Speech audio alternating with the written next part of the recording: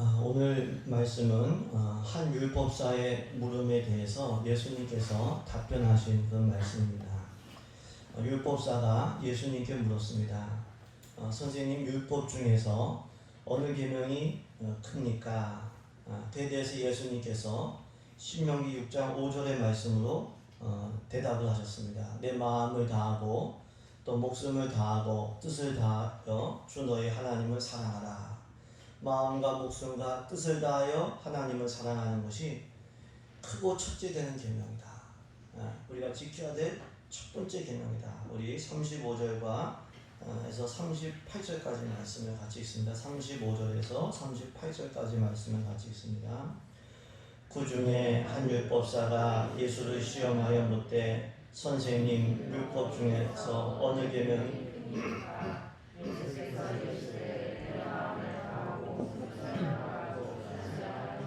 주 너희 하나님을 사랑하라 하셨으니 이것이 크고 첫째 되는 계명이요. 아멘.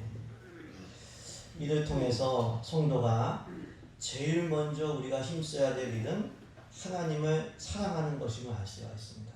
우리가 제일 먼저 해야 될 일, 마음과 목숨과 뜻을 다하여 하나님을 사랑하는 일, 우리가 제일 먼저 해야 할 일인 줄로 믿습니다. 이 말씀을 통해서 우리는 사랑에도 순서가 있음을 알 수가 있습니다. 사랑도 첫 단추를 잘 끼워야 됩니다. 사랑의 바른 순서는 무엇입니까? 하나님을 사랑하는 거예요. 하나님을 사랑하고 하나님을 먼저 생각할 때 자신이라고 하는 감옥, 욕심이라고 하는 감옥에 갇히지 않게 되는 거예요. 거기 자유가 있어요. 이 시간에도 하나님 생각하시고 하나님을 먼저 사랑하시길 주님의 이름으로 축복합니다. 또 사랑이란 의지적인 순종임을 우리가 알 수가 있어요. 많은 경우에 사랑을 하고 싶은 감정이라고 생각을 해요. 물론 우리가 감정이 굉장히 중요합니다.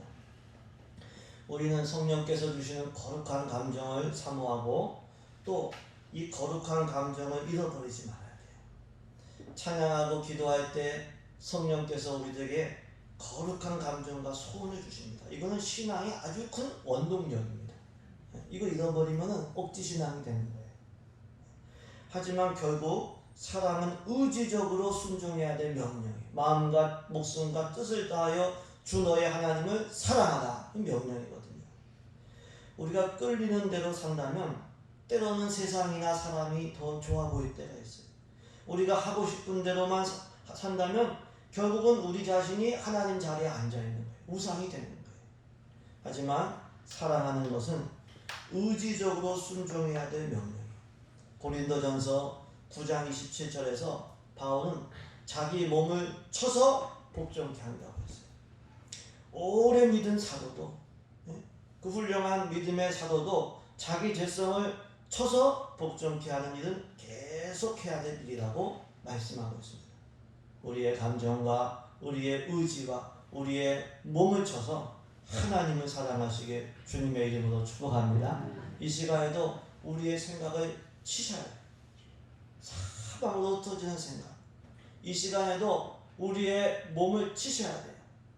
피곤하고 졸리고 흐트러지는 이 몸을 쳐서 하나님께 집중하고 하나님을 가까이 하고 하나님을 사랑하시길 주님의 이름으로 축복합니다.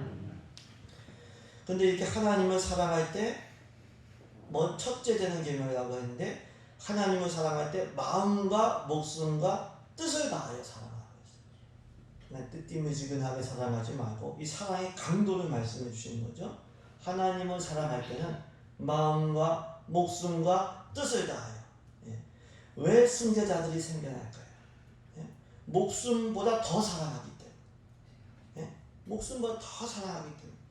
우리가 제일 먼저 해야 될 일은 큰 일을 이루거나 성취하는 그런 게 아니에요. 하나님을 사랑하는 것이 크고 제일 중요하고 그리고 첫째가 되는 계명이에요. 마음과 목숨과 뜻을 다하여 예배하고 사랑하시길, 주님을 사랑하시길 주의 이름으로 축복합니다. 그럼 하나님을 사랑하면 어떻게 될까요? 하나님을 사랑할 때 하나님의 말씀대로 순종하게 됩니다. 하나님을 사랑하는 것과 말씀대로 순종하는 것은 이게 같이 통하는 겁니다.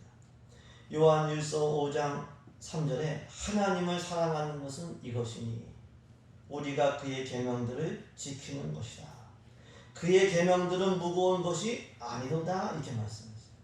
하나님 사랑하면 어떻게 됩니까? 하나님의 계명을 지키게 되는 거예요. 하나님 말씀대로 계명대로 사는 게 힘들다면 이건 벌써 내가 하나님과 멀어진 거예요. 우리가 미혹에 빠져 있는 거예요. 다른 생각하고 있는 거예요.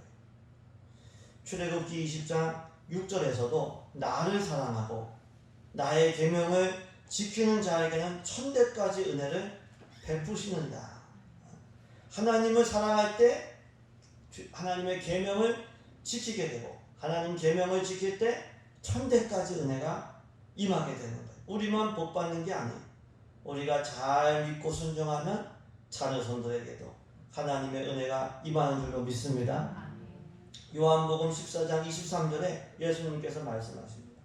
사람이 나를 사랑하면 내 말을 지키니 내 아버지께서 그를 사랑하실 것이고 우리가 성삼위 하나님이 그에게 가서 거처를 구하 함께 하리라. 예수님 사랑하면 예수님 말씀대로 행하고 그러면 하나님의 임재가 있다고 했어요.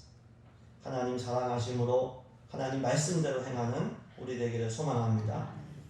더 나아가서 또 하나님을 사랑할 때 죄를 이기게 되고 영생을 누리게 되는 거예요. 우리가 사랑하면 가까이 가잖아요.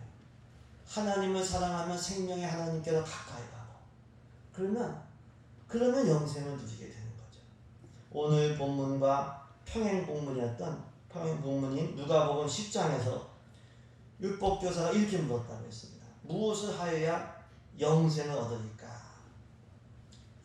예수님께서 하나님 사랑하는 것과 이웃 사랑하는 것을 말씀하셨어요.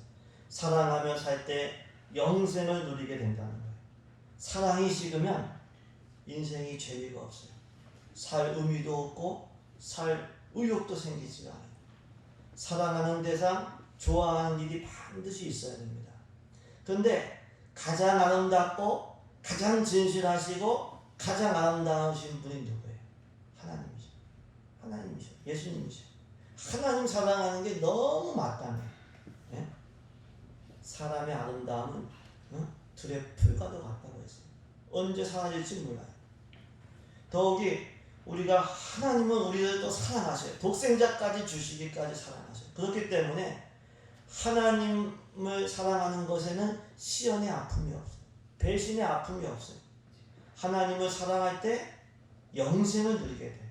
반대로 사랑이 아니라 우리가 욕심으로 살게 되면 죄에 빠지게 되고 죄가 장성하면은 사망을 낳게 되는 거죠.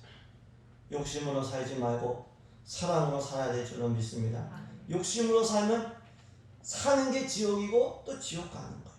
죄를 짓고 죄가 장성하면 사망을 낳는. 반대로 사랑하면서 살면 영생을 누리다가 영생에 들어가는 거예요. 우리의 분별력이 있어서 사랑으로 살고 천국의 행복을 누리시길 주님의 이름으로 축복합니다. 어떻게 하면 하나님을 사랑하며 살 수 있을까요? 하나님으로부터 받은 사랑과 은혜를 늘 우리가 기념해야 돼요. 늘 생각해야 돼요. 예배하는 이 시간도 기념하는 시간이죠. 요한일서 4장 19절에 우리가 사랑하면 그가 먼저 우리를 사랑하셨습니다. 먼저 우리를 사랑하신 하나님의 사랑과 은혜를 기념할 때 하나님 사랑하는 게 너무 마땅하죠. 그래서 늘 하나님이 나를 어떻게 사랑하셨는지, 독생자를 주신 사랑, 나를 있는 모습 그대로 받아주신 사랑, 나를 지금도 도와주시는 사랑, 이 사랑을 늘 기념해야 될 줄로 믿습니다. 주님의 사랑과 은혜를 기념하며 주님을 사랑하며 사시길 주님의 이름으로 축복합니다. 이렇게 예수님은 하나님을 사랑하는 것이 제일 먼저 해야 됩니다. 딴 거부터 하려고 하지 말고 눈 뜨면 제일 먼저 점검하고 해야 될 일이 뭐냐? 하나님을 내가 사랑하고 있는가? 그리고 두 번째로 중요한 계명도 말씀하셨죠. 레위기 19장 18절을 인용하시면서 두 번째 계명이 뭐라고 하시냐면 내 이웃을 내 자신과 같이 사랑하라. 그러시면서 이 계명이 첫 번째와 두 번째 계명이 온 율법과 선지자의 강령이다 말씀하셨습니다. 우리 39절과 40절 말씀을 같이 있습니다. 39절과 40절입니다. 둘째도 그와 같으니 내 이웃을 내 자신같이 사랑하라 하셨으니 온 율법과 선지자의 강령이다. 아멘. 둘째도 그와 같으니, 그러니까 이웃을 사랑하는 두 번째 계명도 첫 번째 계명과 같다는 거예요. 이 같다는 건 동일하게 중요하다는 거예요. 가치적으로 동일하게. 그리고 이 두 가지 계명이 온 율법과 선지자의 강령이다. 강령은 줄거리라는 뜻입니다. 이 모든 하나님의 계명들이 하나님 사랑하고 이웃을 자신같이 사랑하는 말씀, 이 줄거리에서 나왔다고 하는 거예요. 예, 그것을 다 이렇게 적용하고 세분화시켰다는 겁니다. 이를 통해서 우리가 힘써야 될 두 번째 일은 이웃을 자신과 같이 사랑하는 것임을 알 수가 있습니다. 우리가 힘써야 될 일은 사랑하는 거예요. 최고의 성공은 어떤 일을 이루는 것이나 돈을 많이 버는 게 아니라 사랑하며 사는 거예요. 많이 사랑하면 잘 사는 거예요. 성공하는 거예요. 마음과 목숨과 뜻을 다하여 하나님을 사랑하는 것이고, 이웃을 자신과 같이 사랑하는 삶은 잘 사는 것이고 성공적인 삶을 사는 겁니다. 이웃을 자신과 같이 사랑하는 우리 되기를 소망합니다. 아멘. 요한복음 15장 12절에서 예수님 말씀하세요. 내 계명은 곧 내가 너희를 사랑한 것 같이 너희도 서로 사랑하라 하는 이것입니다. 예수님 계명은 예수님의 사랑으로 우리가 서로를 바라보고 사랑하는 것이죠. 서로 사랑하는 것이 예수님의 사랑이다 라고 하는 이게 제일 확실한 증거죠. 예수님의 교회라고 하는 증거도 간판에 있는 게 아니에요. 서로 예수님의 사랑으로 서로 사랑하는 공동체는 거긴 예수님의 교회입니다. 이웃을 내 몸처럼 자신과 같이 사랑하는 우리 되기를 소망합니다. 그럼 이웃은 누구일까요? 이웃은 옆에 살아가는 사람이 이웃이죠. 그렇기 때문에 가장 가까운 이웃은 가족입니다. 가족을 사랑하지 못하면서 이웃을 사랑한다. 이건 말이 안 돼요. 이게 좀 잘못된 겁니다. 디모데전서 5장 8절에 누구든지 자기 친족, 특히 자기 가족을 돌보지 아니하면 믿음을 배반한 자요 불신자보다 더 악한 자다 이렇게 말씀했어요. 가족을 사랑하고 가족을 돌봐야 돼요. 가족은 가장 가까이 있기 때문에 사실은 서로의 장단점과 실수를 너무 잘 알아요. 또 가까이 있기 때문에 이해관계가 생길 수가 있는 거죠. 형이 많이 먹으면 동생이 먹을 게 줄어들고, 동생이 많이 먹으면 형이 적게 먹을 수가 있는 거예요. 그래서 어떤 의미에서 가족을 사랑하는 게 이게 쉽지가 않아요. 근데 사랑과 감사함으로 가족을 사랑해야 돼요. 그게 하나님의 뜻이에요. 창세기 2장에 하나님께서 사람이 혼자 사는 게 좋지 않다. 에덴 동산임에도 불구하고. 그래서 아담을 위하여 돕는 배필을 지으셨어요. 가족은 하나님께서 우리를 돕기 위해서 주신 선물이에요. 가족이 없으면 혼자 살아야 되는데 혼자 사는 것은 좋지 않아요. 힘듭니다. 그래서 우리가 가족을 하나님의 선물로 생각하고 우리가 가족부터 사랑해야 될 줄로 믿습니다. 또 우리에게는 육신의 가족뿐만 아니라 하늘 가족이 있는 거예요. 마가복음 3장 35절에 예수님 말씀하시죠. 누구든지 하나님의 뜻대로 행하는 사람은 다, 하나님의 뜻대로 행하는 자가 다 내 형제요 자매요 어머니니라. 하나님의 뜻대로 행하는 사람이 하늘 가족입니다. 갈라디아서 6장 10절에 우리는 기회 있는 대로 모든 이에게 착한 일을 하되 더욱 믿음의 가정들에게 할지니라. 하늘 가족, 믿음의 가정들에게 착한 일들을 더욱 행하시고 더욱 사랑하시길 주님의 이름으로 축복합니다. 더 나아가 우리가 특별히 사랑해야 될 이웃은 도움이 필요로 하는 이들입니다. 누가복음 10장에서 예수님께서 이 말씀을 하시면서 율법교사가 이제 물은 거예요. 그 말씀을 듣고 하나님 사랑하라, 이웃을 자신같이 사랑하라 말씀 듣고 물은, 그러면 내 이웃이 누굽니까? 내 자신같이 사랑해야 될 이웃이 누굽니까? 유대인들은 동족을 이웃이라고 생각했지만 이방인은 이웃이 아니라고 생각했어요. 이방인은 무시한 거죠. 그에 대하여 예수님께서 선한 사마리아인에 대해 말씀을 하신 것이죠. 한 사람이 예루살렘에서 여리고로 내려가는데 강도를 만나서 거의 죽을 지경이 되었어요. 그런데도 불구하고 제사장과 레인이 옆을 지나면서 못 본 척 그냥 한 거예요. 못 본 척하고. 근데 그렇게 유대인들이 멸시하던 사마리아 사람은 그렇지 않아요. 그를 보고 불쌍히 여겨서 치료해 줬어요. 그리고 그 사람을 데리고 나귀 타고 주막에 가지고서 주막에서 재워주면서 돌봐주고, 내가 이를 보고 갈 동안 주막 주인에게 돈 주면서 돌봐달라고 했어요. 그 말씀을 하시면서 예수님께서 이 세 사람 중에 누가 그 강도 만난 사람의 이웃이냐? 이 율법교사가 자비를 베푼 사람입니다. 예수님께서 뭐라고 하셨냐면, 가서 너도 이와 같이 해라. 가서 너도 이와 같이 해라. 이웃의 범위를 자꾸 한정 짓지 말고 도움이 필요한 사람에게 가서 이웃이 되어줘라.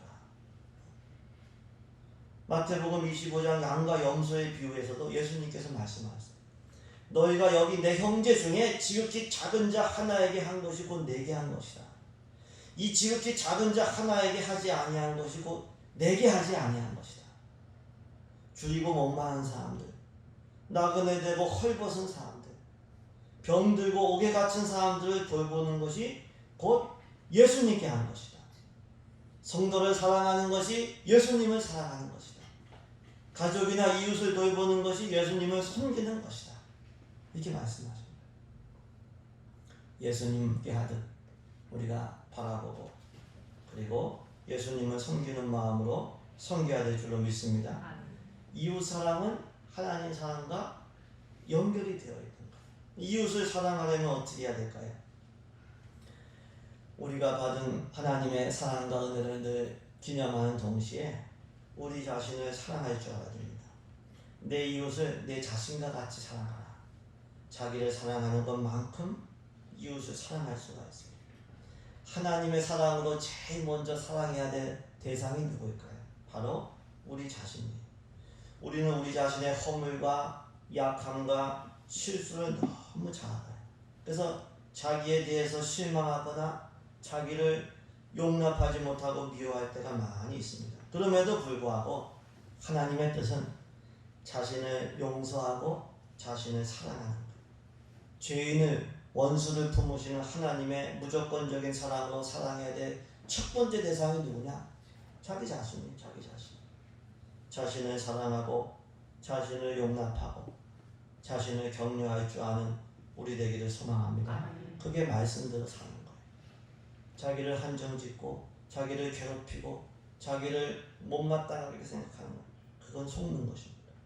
내가 나를 사랑할 때, 그럴 때부터 가족과 이웃을 사랑하게 되고 하나님의 선한 도구로 쓰임받게 되는 거죠.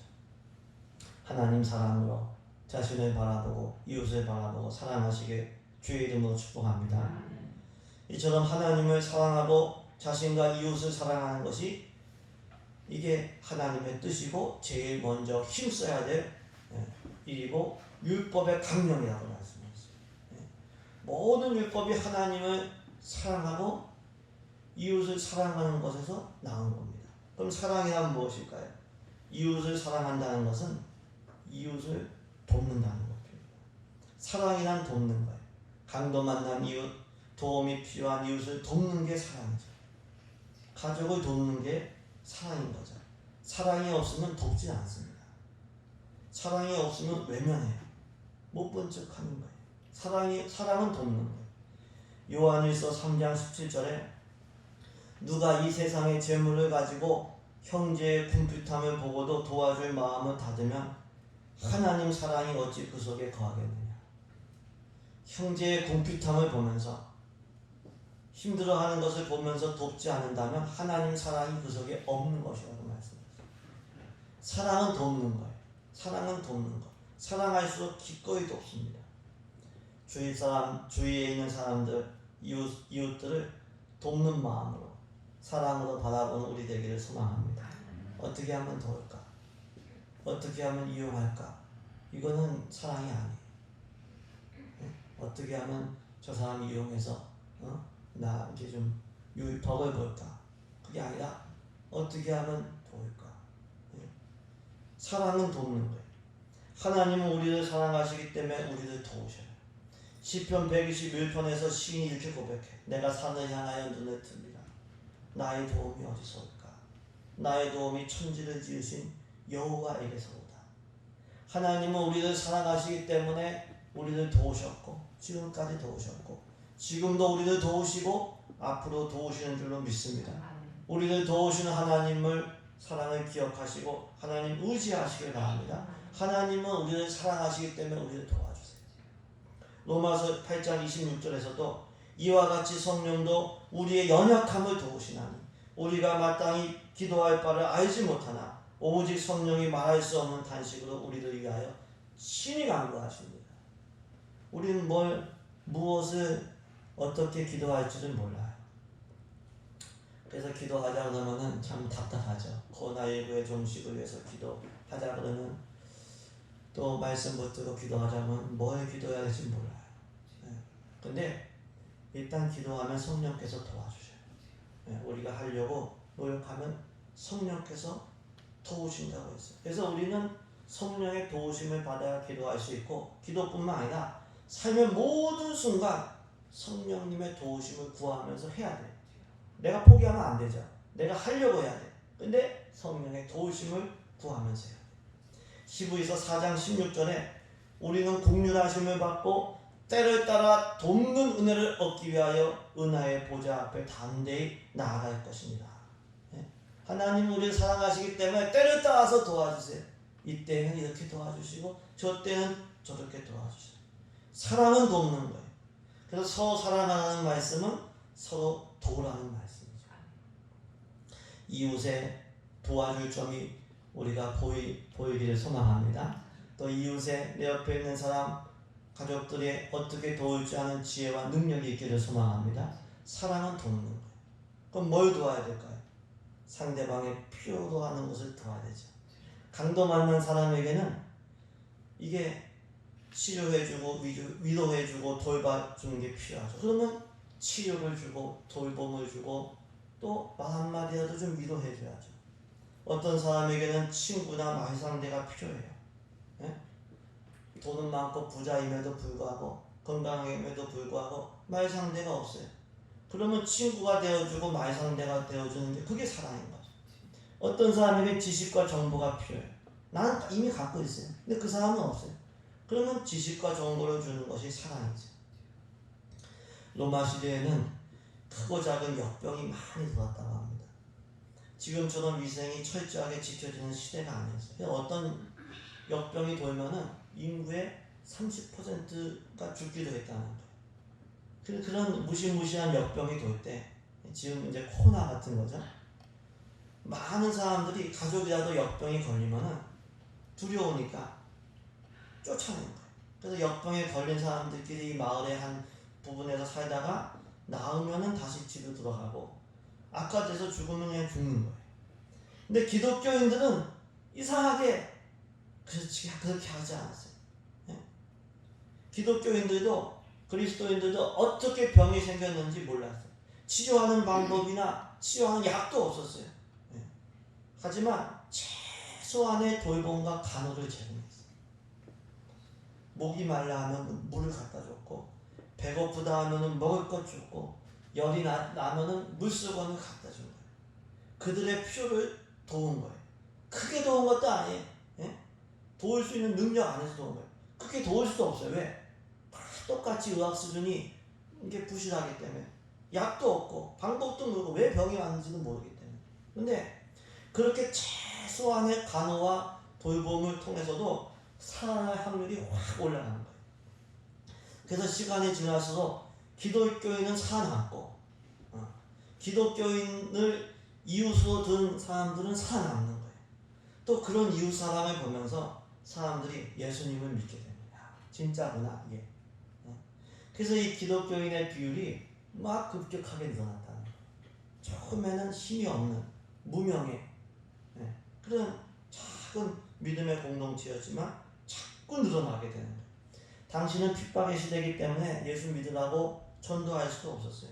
지금 우리처럼 성경이 이렇게 가지고 있는 것도 아니에요. 근데 이웃사랑을 보고 많은 사람들이 예수님을 믿은 거예요. 이웃사랑이 최고의 전도지.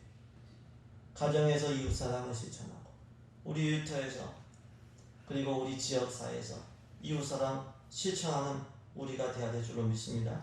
예수님께서 새 계명을 너희에게 주노니 서로 사랑하라. 내가 너희를 사랑한 것 같이 너희도 사랑하라.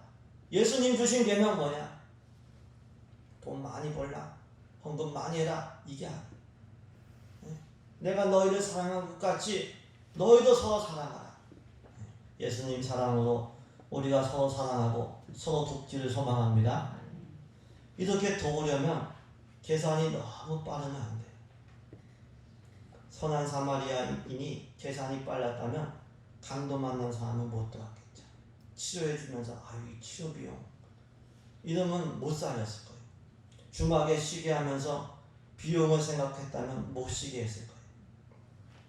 물론 우리가 계획과 계산 없이 살 수는 없어요. 근데 시야를 넓혀서 좀 믿음으로 계산해야 됩니다. 전도서 11장은 말씀합니다. 너는 내 떡을 물 위에 던지라. 여러 날 후에 도 찾으리라. 7에게나 8에게 나눠줄지어다. 무슨 재앙이 땅에 임할지 내가 알지 못합니다. 사랑을 심으면 너도 재앙 당할 때, 너가 어려울 때 사랑으로 거둔다는 거예요. 그래서 주위 사람들에게 부지런히 사랑을 심어야 되고 사람에게 거두지 못해도 하나님께서 채워주신다고 했어요. 누가복음 6장 38절에 주라 그리하면 너희에게 줄 것이니 곧 후이되어 누르고 흔들어 넘치도록 하여 너희에게 안겨주리라. 너희가 헤아리는 그 헤아림으로 너희도 헤아림을 더 받을 것입니다. 이웃에게 주면 하나님께서도 우리에게 주신다고 했어요. 근데 하나님 손은 큰 손이에요. 후이되어 누르고 막 흔들어서 넘치도록 안겨주신다고 했어요. 근데 우리가 앉아서 헤아리고 계산만 하면 우리도 헤아림을 받는다고 했어요. 예수님의 이름과 예수님의 사랑으로 이웃을 사랑하는 게 내게 나는 거예요. 이 지극히 작은 자 하나에게 한 것이 내게 한 것이고 이 지극히 작은 자 하나에게 하지 않은 것이 내게 한 것이 아니라 예수님께서 그렇게 말씀하시면서 마지막 심판을 말씀하십니다. 우리가 헤아림과 계산을 내어놓고 이웃을 내 몸같이 자신같이 사랑하는 우리 교회 되기를 주님의 이름으로 축복합니다. 우리 교회, 우리 가정에 더욱더 우리 인생에 더욱더 하나님의 사랑이 풍성하기를 주님의 이름으로 축복합니다. 사랑으로 살 때, 사랑으로 바라볼 때 내 마음에 천국이 임하고 영생을 누릴 수가 있는 거예요. 제일 먼저 해야 될 일은 가장 아름답고 진실되고 가장 선하신 주님을 사랑하는 것, 생명 되신 주님을 사랑하는 것, 마음과 뜻과 목숨을 다해 사랑하는 것, 그리고 이웃을 사랑하는 것. 사랑의 말씀과 그 앞에서 우리 자신을 늘 점검하면서 사랑하면서 영생을 누리시길 주님의 이름으로 축복합니다.